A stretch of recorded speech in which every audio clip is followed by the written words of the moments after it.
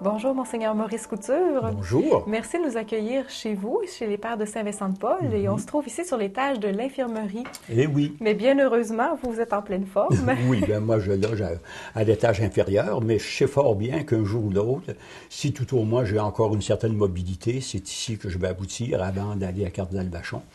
Alors, je suis très réaliste, et par le fait que je demeure dans une maison qui a été la mienne, quand je regarde les arbres qui sont là, ce sont les arbres que j'ai plantés en juin oui. 47, imaginez-vous. Hein? Et puis je loge dans la chambre que j'habitais lorsque j'étais étudiant ici. Alors pour moi, c'est vraiment revenir aux sources, en sachant bien qu'un jour, je vais monter vers le ciel, Oui. et puis la première étape, ça va de monter au 3e étage où nous sommes. On vous rencontre ici pour échanger sur un sujet là, qui est un débat important dans l'actualité, celui de l'euthanasie, le suicide assisté. On sait que c'est un débat, bien sûr, d'idées, mais aussi qui se joue sur les mots. Alors, pouvez-vous nous éclairer un peu? Bon. Alors, ce que n'est pas l'euthanasie et ce Ben qu'est voilà. l'euthanasie? Alors, ce qu'est l'euthanasie, c'est vouloir intentionnellement, par compassion, avec ou le consentement de la personne, c'est vouloir tout simplement mettre fin à ses jours. Donc, c'est une volonté de tuer, hein, disons-le là. Hein. Évidemment, on va dire, oui, il y a une différence quand c'est un voleur qui tire sur un policier. Ben oui, je veux bien croire. Mais il reste que, en soi, c'est enlever la vie. Un acte qui amène la mort. Exactement. Et alors là, ça, c'est l'euthanasie, c'est la véritable euthanasie. Ça n'est pas des soins palliatifs. Hein. Alors, ce que n'est pas l'euthanasie, précisément, c'est de vouloir tout simplement respecter la volonté de la personne qui ne veut pas recevoir un traitement qui lui paraît disproportionné par rapport au résultat que ça donne. Ça, ce n'est pas de l'euthanasie, c'est tout simplement respecter la volonté d'une personne qui se rend compte qu'elle ne peut pas prolonger indéfiniment sa vie, que ce qui l'a atteint va l'amener à la fin de ses jours. Ça n'est pas l'euthanasie.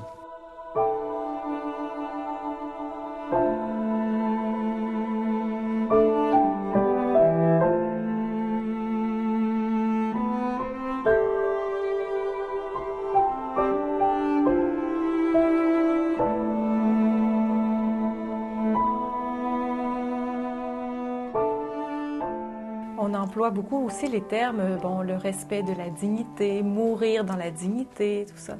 Bien Alors, sûr. De même que ça nous aussi, amène. ben oui, on emploie ces termes-là sans les définir encore là. Hein. Vous savez, mourir dans la dignité, de toute façon,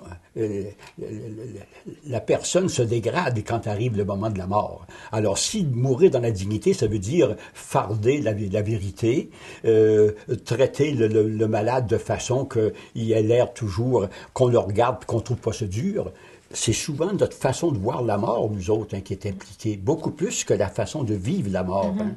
De sorte que mourir dans la dignité, ça n'enlève pas le caractère pénible de la mort, mais ça comporte surtout une assistance, un accompagnement.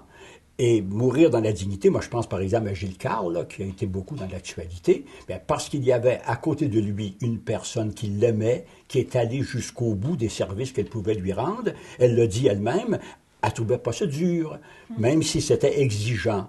Évidemment, on ne peut pas demander à tout le monde de pouvoir bénéficier de ce service-là.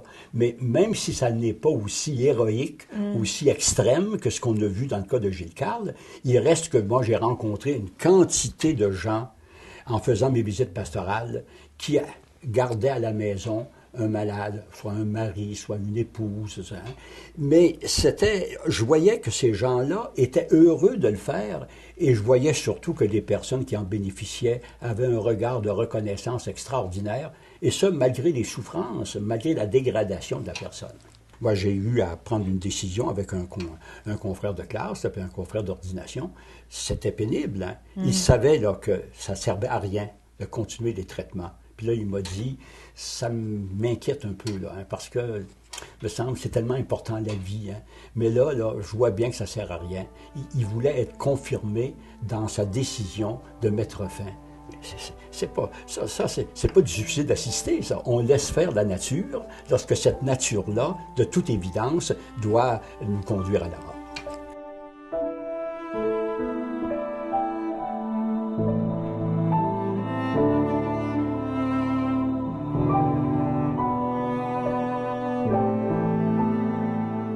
La position de l'Église, c'est de dire tout simplement, la vie est un don et on n'est pas maître de sa vie, on est intendant de sa vie. C'est pas la même chose. Hein? On n'est pas maître de cette vie-là. On l'a reçue et elle est un don et elle est toujours précieuse, même lorsqu'elle est rendue à un degré infime. Mais par ailleurs, il faut aussi être raisonnable, je dirais. Hein? On doit en avoir de la compassion. Et la compassion, ça n'est pas tout simplement de prendre le moyen extrême et le moyen trop simple, qui est d'attenter à la vie, c'est de dire comment cette vie-là va pouvoir être accompagnée jusqu'au bout. Et ça, c'est ça qui est important. C'est important au niveau de la société, c'est important au niveau des familles, de faire en sorte que on accompagne les personnes et qu'on les aide à vivre cette étape de la vie. Et pour le chrétien, cette étape de la vie qui est la mort, ça fait partie de la vie. Ça n'est qu'un passage à une autre vie. Alors, c'est à partir de ce principe-là, c'est très clair. Et une autre des raisons aussi, c'est que où est-ce que ça va s'arrêter? Hein? Où est-ce que ça va s'arrêter le jour où on va commencer à dire « Ah, bien, vous savez, la vie, là, mourir dans la dignité, il n'y a plus de dignité, il y a plus, comme on dit toujours, il n'y a plus de qualité de vie. » Ah oui, c'est la vrai? qualité de ben vie. Oui, ce mot-là est invoqué à tout. Bon, bien sûr qu'une vie mourante n'est pas une vie qui a une qualité, ça c'est bien sûr, ça. Hein? Mais il y a moyen de donner de la qualité à cette vie lorsque l'accompagnement permet à la personne de vivre dignement cette fin de vie. Rendu à un certain degré, là, les patients, ça devient trop lourd pour l'État, ça devient trop lourd pour les familles.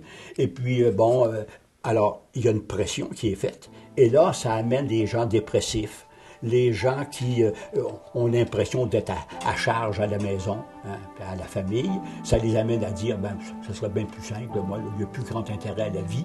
Alors qu'on devrait les aider à voir ce qu'il y a encore de beau dans cette phase-là de sa vie.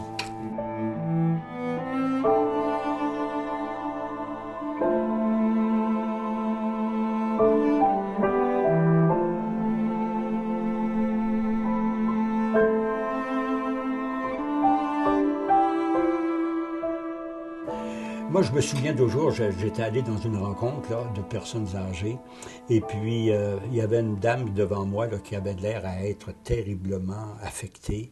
Je voyais qu'elle avait des crochets à la place des mains. C'était la même chose pour ses pieds, mais je ne le voyais pas. Elle avait une couverture là, pour tout cacher ça. Là. Et puis probablement qu'elle avait lu dans mon regard ma compassion pour elle. Et puis ça m'intriguait un peu, même ça me dérangeait dans mon discours. Là. Quand j'ai eu terminé, la personne qui l'accompagnait a fait un geste pour que j'aille la trouver. Puis elle m'a dit tout simplement, « Je veux vous dire que je suis heureuse. » Ah oui. Ça, je n'oublierai jamais ça. Hein. Elle était heureuse parce qu'elle était accompagnée. Il y avait une personne qui était avec elle. Pourtant, elle avait tout ce qu'il fallait là, pour dire « Ma vie a plus de sens. » Je suis un fardeau. Voilà. Justement, tout le monde. Mais voilà, elle était. Je veux vous dire que je suis heureux. Je sentais qu'elle avait lu dans mon regard que j'avais de la compassion pour elle, que je la prenais en pitié. J'ai regretté un peu. J'ai dit là, je ne devais pas avoir la bonne allure qu'il fallait là. Hein. Mais c'est ça. Hein. C'est évidemment si on a toujours des faces de mort et des faces de carême vis-à-vis des personnes qui souffrent, puis que l'on dit mon, c'est donc triste, pas drôle à voir, puis tout. On a peur des handicapés, on a peur des mourants. Hein. Et souvent, on ne se rend pas compte qu'en prenant des solutions radicales, c'est bien plus pour se satisfaire soi-même hein, que pour apporter ce dont a besoin la personne qui est malade, qui est mourante.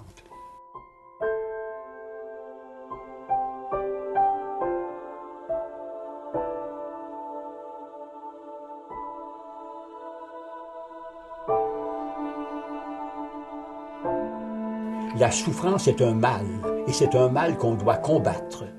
Et la souffrance est un mal absolu, et en soi, là, la souffrance n'a pas de sens. Ça prend du sens dans la mesure où le Christ lui-même a voulu assumer la souffrance, sachant que ça atteindrait toute personne humaine. Là, on peut donner du sens à la souffrance, et ça peut avoir une valeur rédemptrice, mais on ne doit pas chercher à souffrir. La souffrance en elle-même est un mal qu'on doit combattre, et ça n'est pas à cause de cette valeur de la souffrance qu'on absolutise, qu'on est pour le respect de la vie.